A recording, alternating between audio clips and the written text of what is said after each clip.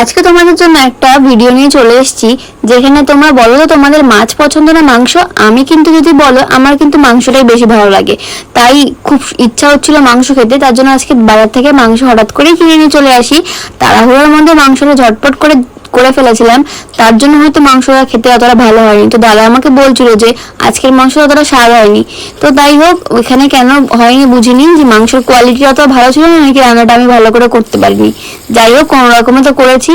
মানে ইচ্ছা হয়েছিল যে কষা কষা মাংস দিয়ে একটু গরম গরম ভাত খাবো, কিন্তু যাই হোক, আশায় তো আমার পানি ফেলে গেল। কিন্তু তোমরা এই ভুলটা করো না, মাংসটা ভালো মতন সিদ্ধ করো, কারণ কোয়ালিটি অনেকটা ডিপেন্ড করে মাংসর।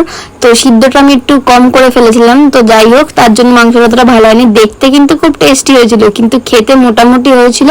দাদা বললো মাংসটা একটু সিদ্ধ হতো।